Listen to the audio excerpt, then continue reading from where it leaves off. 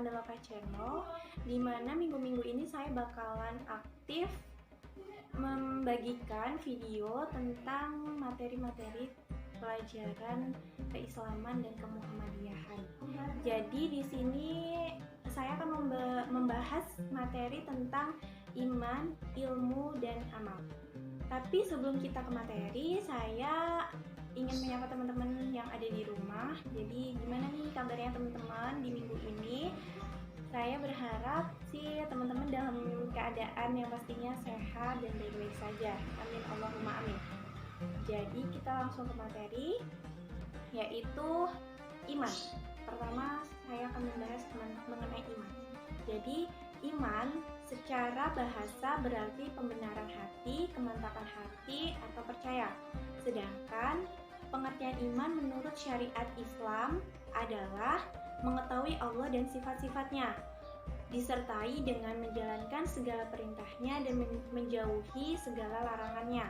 Seperti yang sudah dijelaskan dalam Quran surat Al-Baqarah, surat kedua, ayat ketiga, yang bunyinya A'udzubillahi minasyaitonirrajim. Bismillahirrahmanirrahim. Alladzina yu'minuna bil ghaibi wa yuqimunas sholata wa mimma razaqnahum yunfiqun. Yang artinya yaitu mereka yang beriman kepada yang gaib, melaksanakan sholat dan menginfakkan sebagian rizki yang kami beri kepada mereka. Kemudian sedangkan pengertian iman menurut hadis Rasulullah Shallallahu Alaihi Wasallam adalah dari Ibnu Hajar radhiyallahu anhu. Beliau berkata, Rasulullah Shallallahu Alaihi Wasallam bersabda, iman adalah pengetahuan hati, pengucapan lisan, dan pengamalan dengan perbuatan. Hadis riwayat Ibnu Majah dan At-Tabrani. Dan yang kedua, kita akan membahas tentang ilmu. Ilmu merupakan kata yang berasal dari bahasa Arab yang artinya tahu atau mengetahui. Ilmu menempati kedudukan yang sangat penting dalam ajaran Islam. Hal ini terlihat dari banyaknya ayat-ayat dalam Al-Quran yang memandang orang yang berilmu itu pada posisi yang tinggi dan mulia, di samping hadis-hadis Nabi yang banyak mendorong umatnya untuk menuntut ilmu. Jadi keimanan dan ilmu itu saling berkaitan satu sama lain, karena dengan keimanan yang dimiliki oleh seseorang itu akan menjadi pendorong untuk seseorang itu tuh menuntut ilmu.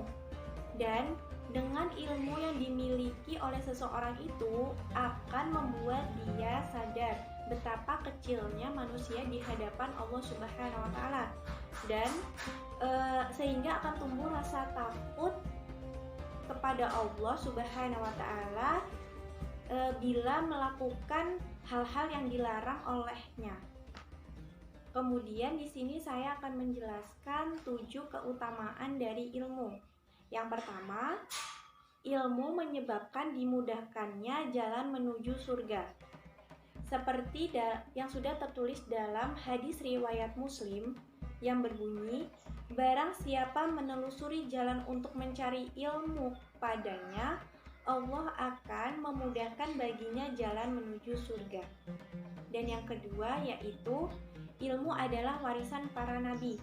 Seperti yang sudah tertulis dalam hadis riwayat Abu Daud, At-Tirmizi, dan Ibnu Majah, di situ kurang lebih isinya itu begini. Sesungguhnya para nabi itu tidak mewariskan dinar maupun dirham, tetapi para nabi itu mewariskan ilmu. Dan barang siapa yang mengambilnya, dia telah mengambil bagian yang cukup. Kemudian kita beralih ke keutamaan yang ketiga, yaitu ilmu akan kekal dan akan bermanfaat bagi pemiliknya walaupun dia telah meninggal.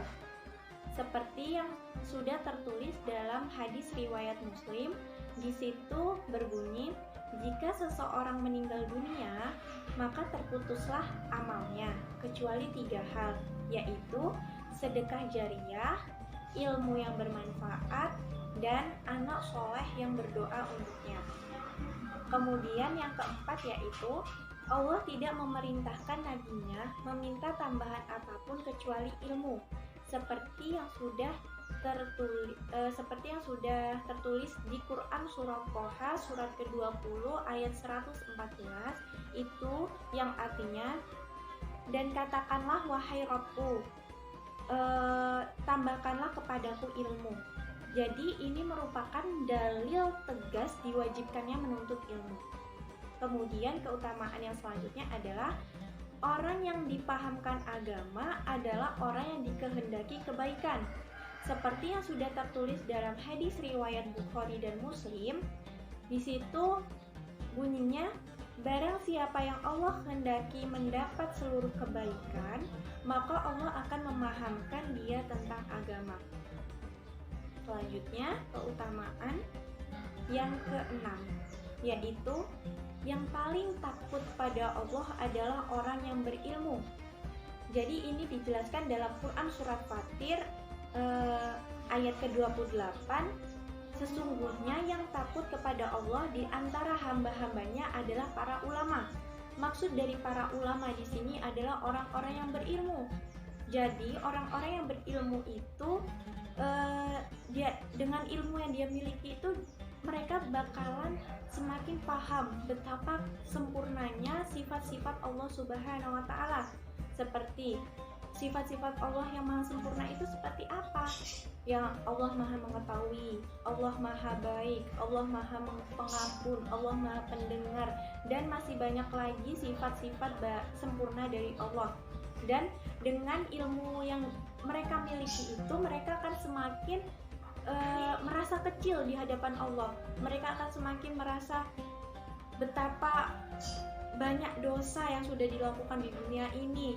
Intinya takut untuk melakukan hal-hal yang dilarang oleh Allah. Kemudian keutamaan yang terakhir yaitu orang yang berilmu akan Allah angkat derajatnya.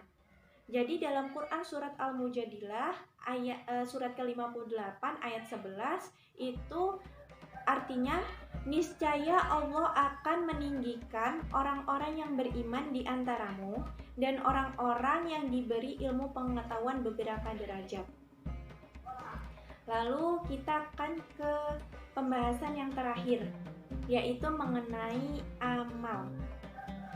Menurut Rohib Al-Asfahani, dia itu berkata, amalan adalah semua pekerjaan yang berasal dari makhluk hidup dan dilakukan dengan sengaja.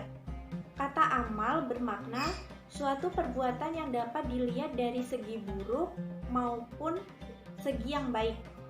Dari segi yang baik itu digandingkan dengan sholihat, dan dari segi yang buruk digandingkan dengan su'u atau sayyiat. Baik, itu adalah materi yang dapat saya sampaikan di video ini, yaitu mengenai iman, ilmu, dan amal. Saya sangat berharap video ini bermanfaat bagi teman-teman di rumah dan menambah wawasan teman-teman mengenai iman, ilmu, dan amal ini. Saya mohon maaf sekali jika saya ada salah tafsir, salah pengucapan atau pelafalannya, dan saya salah pengertian dan sebagainya. Saya mohon maaf karena saya juga baru belajar. Semoga video ini bisa teman-teman share ke media sosial teman-teman supaya lebih banyak orang lagi yang mengetahui tentang materi iman, ilmu, dan amal ini. Baik, saya akhiri video ini. Sampai bertemu di minggu depan. Dan saya akhiri, wallahul muwaffiq ila aqwamit thoriq. Wassalamualaikum warahmatullahi wabarakatuh. Nabi salam alaika, ya Rasul salam alaika, ya Habib salam alaika, ya Rasulullah salawatullah alaika.